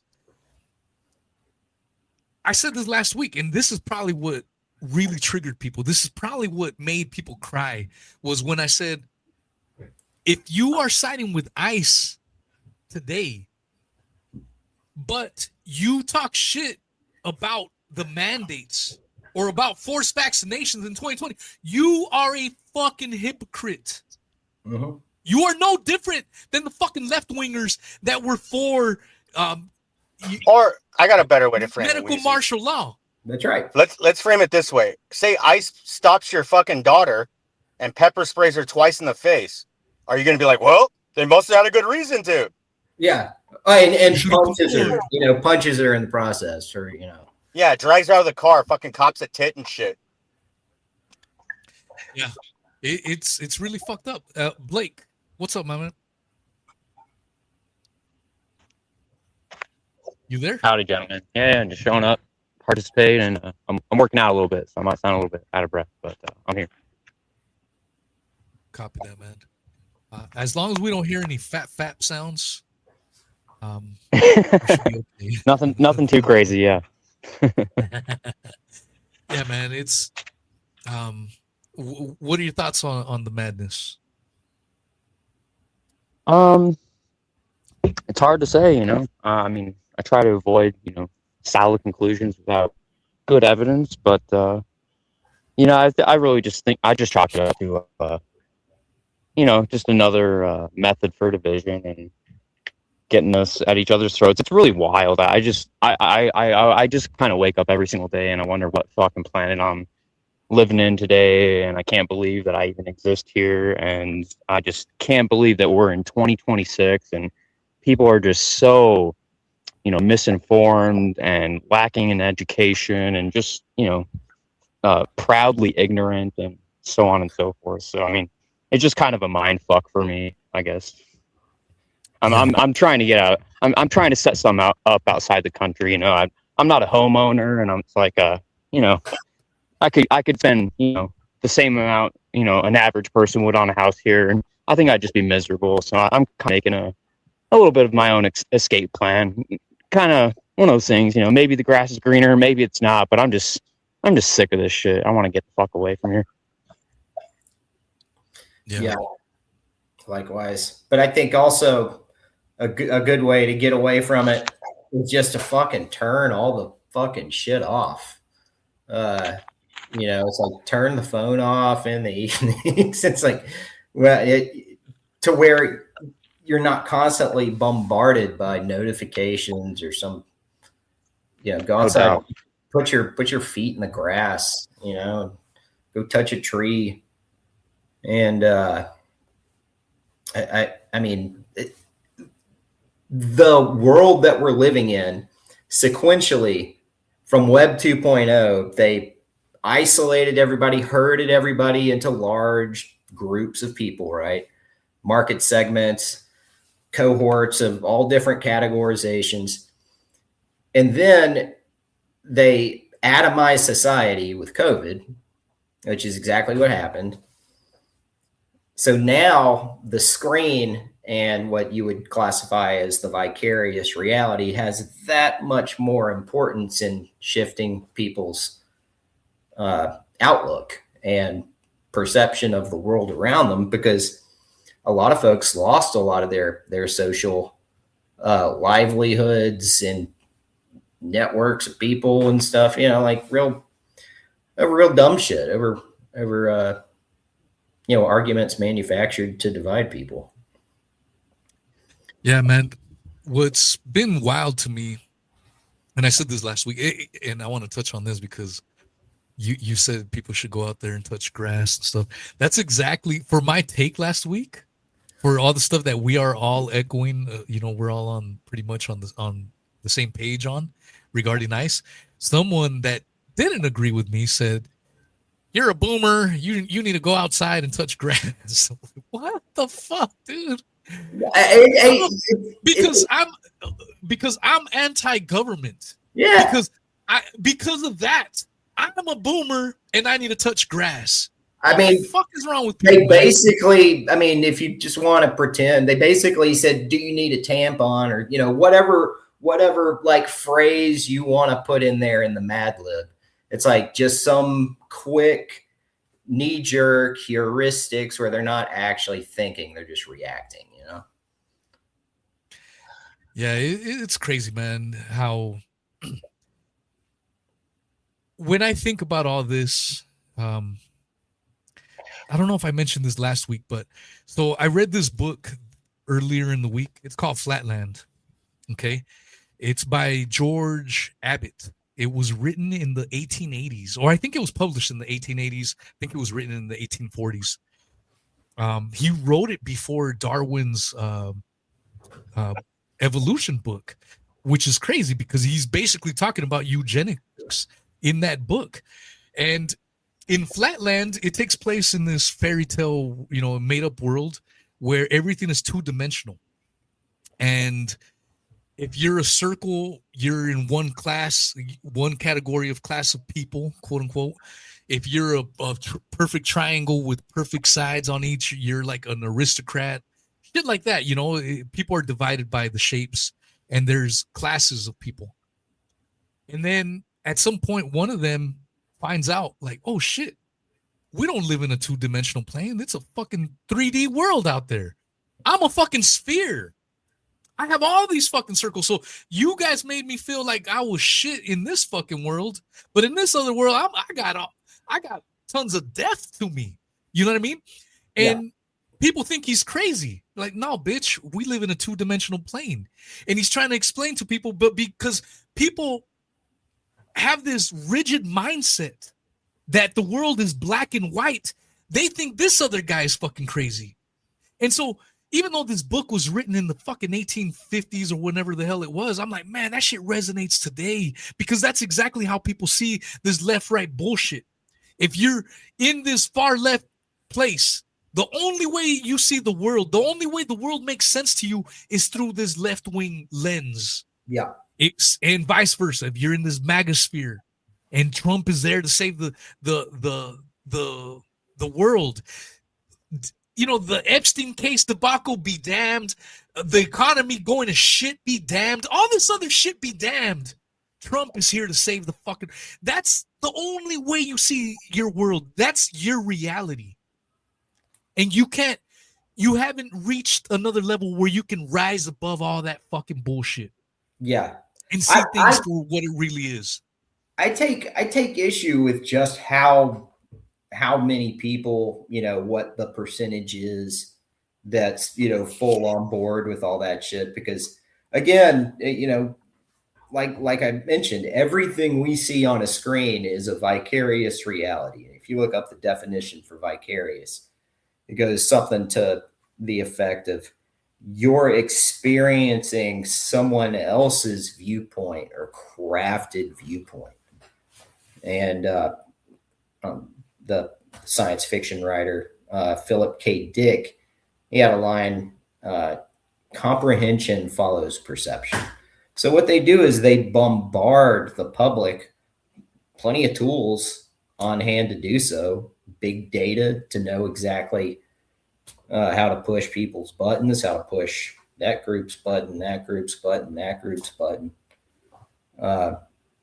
And, like for all we know, they're literally just sitting back and throwing meat into a piranha tank, the public, and watching how it reacts and in what way. And breadcrumbs to the pigeons. Yeah. I don't know if I said Edwin Abbott. I may have said a different name. So thank you to Sweets. I'm going to have to get with you, Sweets, and maybe make you a mod if you don't mind, because you're always putting on the links and then whatnot. And then right now with my beloved Missy not feeling too well, she's on the mend. She'll hopefully be back very, very soon. I do talk to her regularly. So just in case anyone wanted an update on that. But hopefully soon. But Sweets, thank you for that. Flatland by Edwin Abbott. If you put that on YouTube, you can find various iterations of the audiobook there as well. That's what I listen to. And it's a fascinating book, man, because this is where we're at today. We're people, and I wonder, you have to wonder if that's by design, done by design, this whole left-right paradigm. I think I mentioned it last week, that when I did a show with James Corbett, it was the last show that we did together. He ended up liking our interview and he put it on his platforms, and I was super honored for him to do that, because I've been following James Corbett for years, man, and for him to rebroadcast our show, that was super, super awesome. But he named, when he rebroadcasted our conversation, he named it the greatest psyop ever pulled, or something along those lines. And what he was mentioning, what he was referring to anyways, was the whole left and right nonsense. You know, and I guess what really boggles my mind, if you will, is how people that I don't know, man. It's in the truth community that I've seen it before. People that are still caught up on this left-right stuff. You know, I'm not talking smack about these people. I like these people. I'm friends with these people. But they clearly still believe in this left-right nonsense. Oh, well, it's the Democrats. Oh, well, it's the Republicans. And I'm like, dude, when are you going to wake the fudge up? When are you going to finally get it that it doesn't matter if it's on the left and the right? The pendulum is constantly freaking swinging from this to there. So one point in time, the left might be speaking truth bombs. For example, during 9/11, it was the Republicans, the Christian conservatives, that were pushing for wars in Iraq. And Joe Biden. They were pushing for censorship. And it was left-wingers that were doing Occupy Wall Street and all this all these things against the regime of the right, of George Bush's regime. Totally. And then you fast forward to 2020, during the COVID mandates. The left-wingers were for medical martial law, and it was right-wingers that say, no, I will not comply. I will not get vaccinated. I will not be wearing masks. It was the right-wingers. And now these same right-wingers, only 6 years later, 6 years freaking later from being so hardcore against the COVID mandates, are now locked in step. Oh, ICE, I'm on Team ICE. I'm glad. This is what I voted for. It's a freaking sham, dude. And that's the shit that drives me crazy. Like, when are y'all fucking gonna get it, man? What is it gonna take for you to fucking get it? Yeah, it's designed. I mean, the system is designed to anticipate these groupthink reactions. What I find really interesting, though, is that the Quantico School of Advanced Warfighting and DARPA and the U.S. military and Department of Defense was talking about mimetic warfare back in 2005.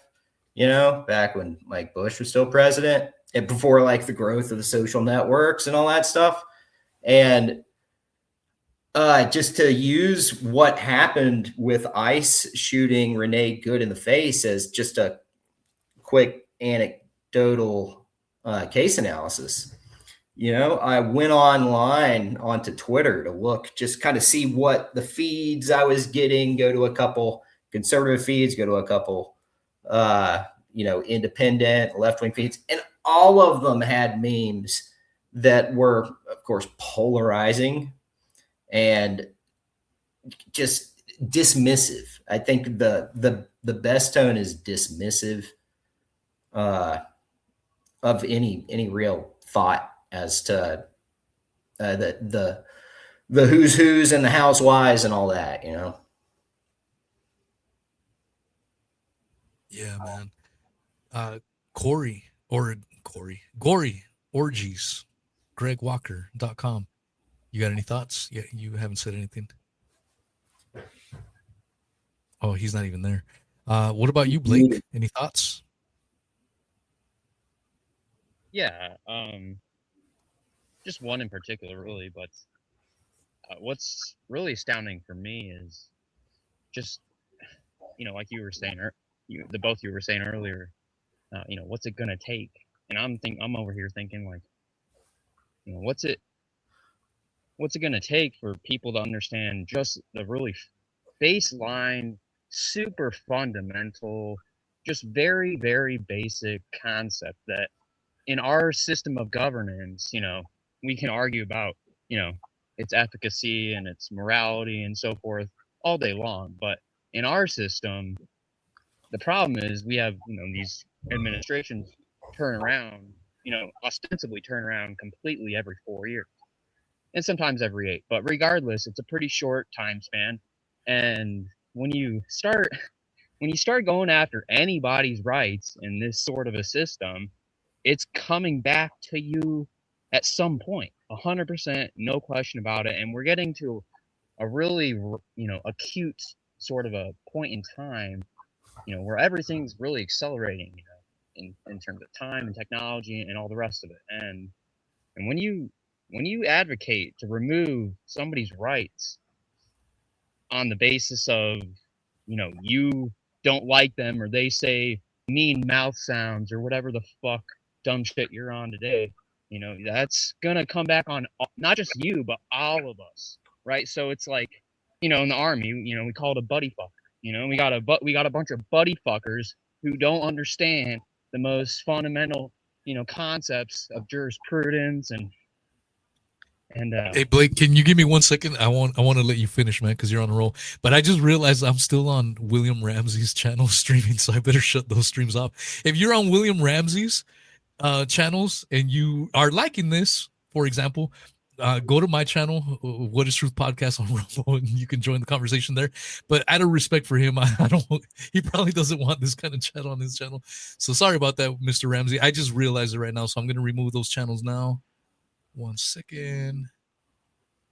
It was on Rockfin there, and then I will remove his Rumble. If you're on Rumble, go to my Rumble channel and you can continue the conversation there. Remove.